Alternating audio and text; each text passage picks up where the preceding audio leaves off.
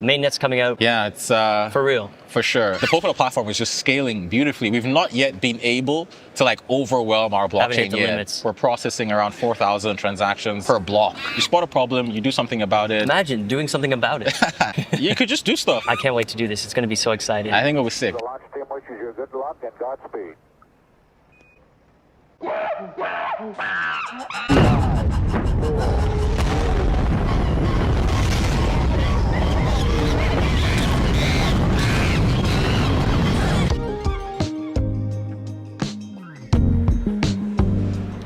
Cheers. Nice. Space Monkeys blasting off with Seun Lanlege. He's the mad scientist at Polytope Labs, bringing us Hyperbridge. Seun, welcome back to the show. It's been a bit. Honestly, it has. It has been, what, 2 years now? Wow, really? Time flies, doesn't it? That was such an awesome interview. I think it was Rob who said, you have to interview this guy. And he gave me almost no information, but he's working on something big. And that big thing ended up being Hyperbridge. Yep.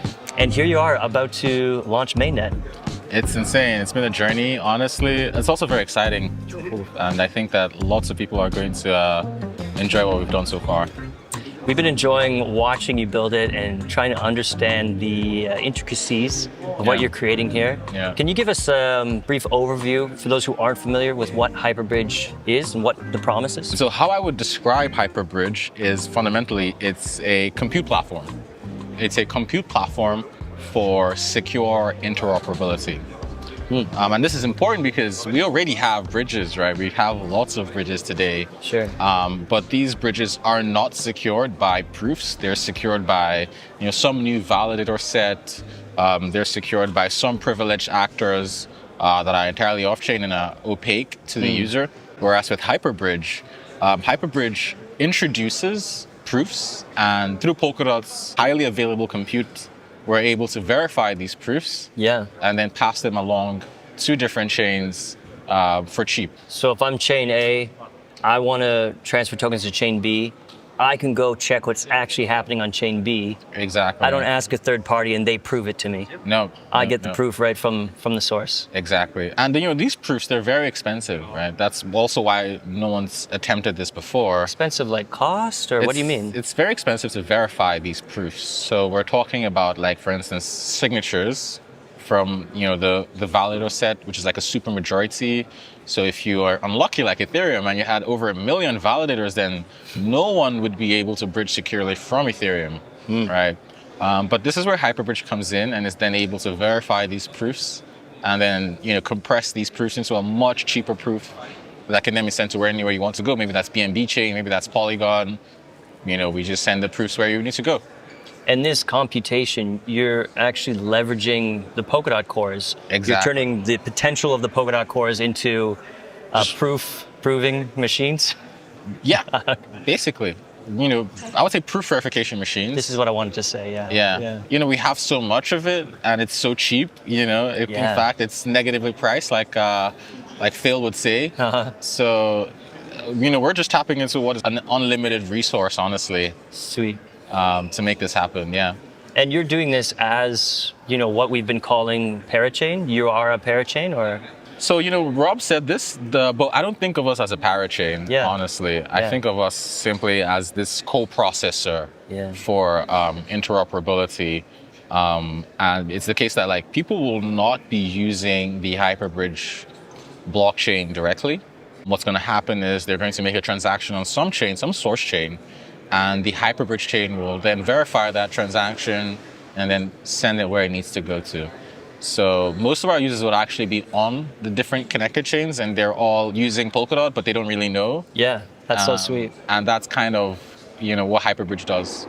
Amazing. That's real infrastructure, right? That's like the pipes in the ground and the wires in the sky. It's like It's completely abstracted and, it's secure at the same time as well. A lot of work on our side, went into researching all of the needed components to make Hyperbridge happen. We had to write a lot of libraries that didn't exist. Libraries that are actually now being used by other bridging teams. I'm not going to name names, but that's kind of you. Yeah, no, it's nice to see that at least the stuff that we're doing is other people are finding it useful. Yeah.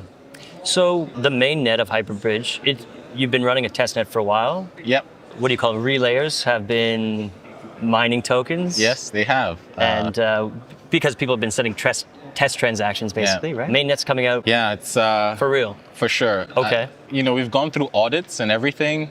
We've been on mainnet for a long time. I'll be very real with you. We should have actually launched way earlier, but we had to get audits done because a few of our partners, they wanted to see audits and everything before they could do this official partnership with us. So that kind of delayed us a bit. But testnet's been going really great, honestly. Like, we recently crossed, I think, 400K transactions on testnet. Wow. And the Polkadot platform is just scaling beautifully. We've not yet been able to overwhelm our blockchain yet. Limits. Yeah, and Amazing. it's like we're processing around 4,000 transactions per block. And we're still not hit the limit. So honestly, and it's so expensive, right? Because you have to buy testnet tokens, especially on Ethereum. They actually cost something. Oh, really? Okay. So we're actually running out of money to test our testnet. Oh, shoot. Okay. It's like, okay, maybe we shouldn't. We should just let it happen on mainnet and see what happens there. But our relayers, they're itching to go to mainnet. They've already been instrumental to our testnet success. I want to thank everyone who's in the Polkadot ecosystem, who's also in the Cosmos ecosystem, because we have relayers from a very wide background. I think Polkadot and Cosmos are the last two ecosystems that take secure interoperability very seriously. Yeah. So what's going to be possible on mainnet? You launch mainnet. I'm just an average user who wants to bring my tokens over from an Ethereum L2. What does that look like for me? Right, so Hyperbridge itself is just this messaging layer. It just allows arbitrary messages to be exchanged securely. Then you now have to build applications that use this messaging. So we will also be developing a token bridge. The bridge will essentially take tokens from one chain, will custody these tokens, and then allow them to be minted or exchanged on the destination chain by relayers or by market makers, whatever the case may be, allowing people to at least for the first time use Hyperbridge. But for us, this token bridge I don't think it's going to be most of what we do. What we're going to be doing actually is working with teams, existing applications, existing protocols, who realize that serving a single ecosystem is maybe not a good business decision, and we should expand and serve more users on more chains. I see. And they want to do this securely, and they want to partner with Hyperbridge to make this happen. So you have a smart contract deployed on one chain, and now you're going to be able to reach users in other chains? Exactly. Easy. Exactly. Very good. Yeah. But this token swapping, or what did you call it? I guess we could call it token swaps. Is there a name for this application? Yeah, it's going through a lot of changes, so I don't want to commit to a name right now. Cool. But it will be available at launch. It'll be available at launch? Yes. Of mainnet? On mainnet, yes. I'm going to be able to use it? Yes, you will be able to use it. You will be able to bridge DOT, for instance, to all these new ecosystems. I think that the DOT asset at the moment is only useful for staking. Yeah. Not a lot of lending markets in the Polkadot ecosystem, but there's already lending markets outside. So you can imagine bridging your DOT somewhere else and lending DOT there and getting access to liquidity. Very nice. Yeah. So what other ecosystems, tech stacks, is going to be available at launch from Polkadot? We're looking at all of the L2s, all of the OP stack-based L2s, because we kind of support the OP stack in general. We're looking at Arbitrum. We're looking at the BNB chain as well, ETH-L1. Thank God for the cheap gas fees. ETH-L1 too? Yeah, ETH-L1. Wow. And then we have plans to get Polygon as well. The problem is that Polygon is upgrading their blockchain at the moment, so we don't want to build something that will eventually be kind of irrelevant once they upgrade. So once they upgrade, we will be able to add Polygon as well. A fellow was just here before we filmed here. He was interested in bridging to Cardano. Is that possible? I think it is. I think Cardano is one of the first POS networks.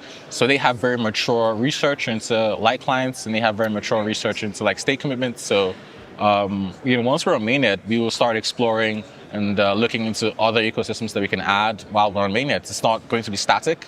It's going to be constantly growing.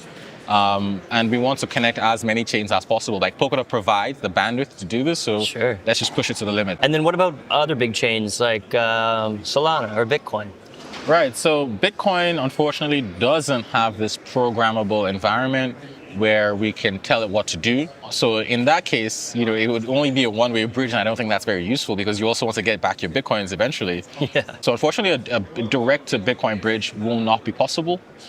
We're still exploring other ways that this can happen for sure. We're not saying that it's impossible. Yeah. We're seeing opportunities with these new Bitcoin L2s that have custody solutions for Bitcoin, and they're trying to introduce this programmable layer to Bitcoin through this Bitcoin L2. So that's, I think, interesting. As for Solana, well, Rob also said on the show that like Solana doesn't have this stake commitments, which are very, very needed for secure interoperability and light clients, right? So until Solana maybe changes and adopts a more light client friendly architecture, then it's just the case we will not be able to support Solana. How do ecosystems bridge to Solana today? What does that look like? I mean, I'd say it mostly happens through Wormhole, right? The Wormhole Guardians is, I think, what they call it. Okay, so the Guardians are acting as these provers. They test to the state of Solana, which may or may not be accurate. You never know. You never know. You can't know. And when you're moving lots of money, you kind of want to know. Yeah, you want to have that guarantee. Awesome stuff. Yeah. Can you talk at all about any of these partners who are going to be using this as infrastructure? For sure. I mean, there's a lot of people in the ecosystem that are now waking up to what Hyperbridge allows. Yeah. We could talk about A-Star, which, they have this L2 on Ethereum, and they're now thinking, okay, how do I bridge this with my existing parachain? Hyperbridge fits very nicely in there for them. That's awesome. We're also looking at Polygon, for instance, and they're looking at how they might do multi-chain raises, right? They want to support people who want to fund startups from across multiple chains. Oh, that's going to be great for Polygon. Open it right up. Exactly. This opens them up to a more wider investor base. We're looking at Hydra DX as well, and they're looking at how they might bring in more liquidity and do more stuff cross-chain. So this is exciting stuff for them. Yes. And so many more. There's Bifrost as well, and actually we're already working together. Yeah, so, I saw something funky happening there. Yeah, so Tyrone, who's head of product at Bifrost, he's presenting how they're going to use Hyperbridge at this event to take their LSTs multi-chain. Yeah. And it's funny because at the last Sub-Zero, I presented ISMP, and it was like this end game for multi-chain, for parachain interoperability, and it was like, really, you guys sure? And now there's two teams today presenting how they're using Hyperbridge and how they're using ISMP. We have Region X and we have Bifrost. Amazing stuff. And I think it's only going to just grow from there. ISMP stands for? The Interoperable State Machine Protocol. And this is an alternative to XEM? I mean, it's maybe more HRMP and XEMP is what I would say. XEM is also at the application layer, and we don't enforce any application layer semantics. In fact, and this is one of the reasons why teams they love ISMP is that we don't enforce any opinions on how their applications should be cross-chain and who should be interoperable with other blockchains. So you could still, if you really wanted to, do XEM over ISMP. Sure. But I don't think anyone's going to do that. I think most people are just going to just use the bare bones API that way. We're pushing ISMP to be an alternative to XEMP. It's already ready. It's already live. Yeah. And it's already been audited as well. XEMP doesn't actually exist. It doesn't also exist. So this is a good candidate for XEMP as well. Yeah.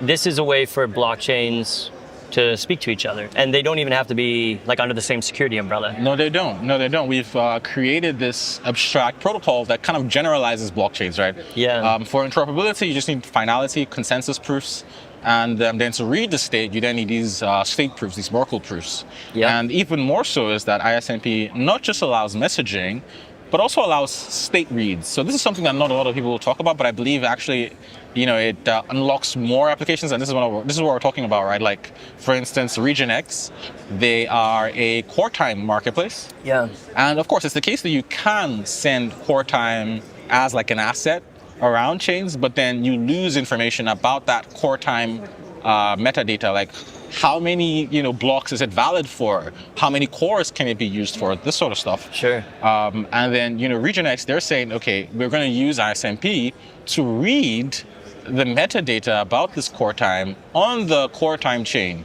Oh, right, because are they their own parachain? Yes, they have their own parachain. I see, okay. You know, this unlocks the application space, right? You can now do more things. You can now read the state of trades and then do stuff based on that information and create new kinds of user experiences. So ISMP is designed not just for messaging, but also for state reads. It's fantastic stuff. Yeah. You're always coming in, looking at the landscape, seeing something wrong, and then you say, oh, hey, here's an alternative. And people think, sure, everybody has an idea. But then you come and you build it and then people start using it. It's crazy. Yeah, I think that's how open, decentralized ecosystems work. You just, you spot a problem, you do something about it. Imagine doing something about it. It's only some people knew. Yeah.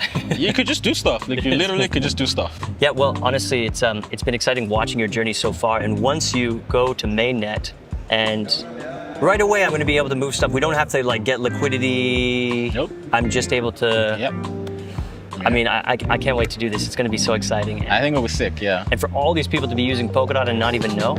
I think that's kind of the next step for Polkadot, is that maybe we lost out on user acquisition, but we can still become infrastructure for other applications in other ecosystems. And we can even do better than whatever else exists today. Honestly, it seems like our destiny. Yeah. Yeah. Seun, thanks very much for coming on the show, and looking forward to seeing what happens next. It's always a pleasure to be here, sir. Thank you for having me.